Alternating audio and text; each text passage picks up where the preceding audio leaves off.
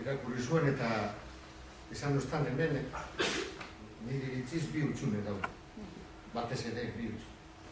Bat da hutsune begirada ekologiko bat edo medio ambienteren inguruan beharrezko da mundu sindikalean kontu nautikea eta zentralidade bat ematea.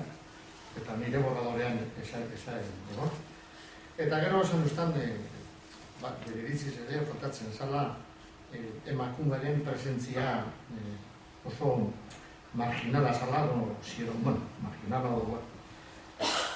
Eta nik pentsan nuen badaukat arazoa zen, horako gauz ekologiko batean sartzea, eta emakumeen munduan, nik ez dakit hitza ona bada, baina pentsatzen dut emakume feminismoaren munduan ideologia oso baliatuta oso plurala dela, ez?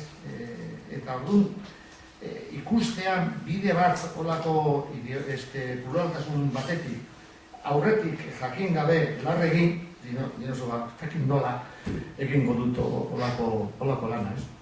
Eta, asuntoa da, hauzi izan nire eskutan emakume amerikana bat, Fraser, Nancy Fraser.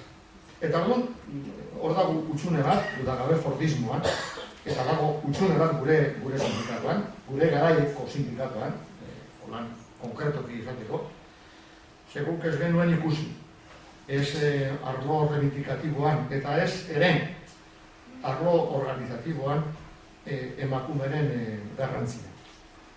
Eta egin genuen, proiektu genuen, sindikato bat, gizon, oso garbi dago, oso garbi. Eta, ni badakit,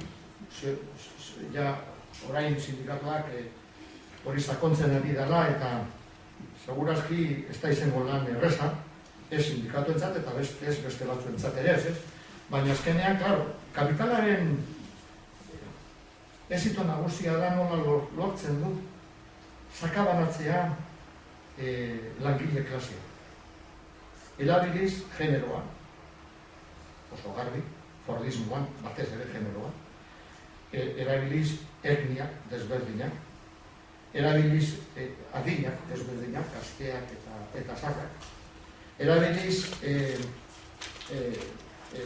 toki batzuk desarrollatuta eta beste batzuk pobreak, eta zatiketa horren araberan, azkenean kapitalismoa da irabazlea, ez?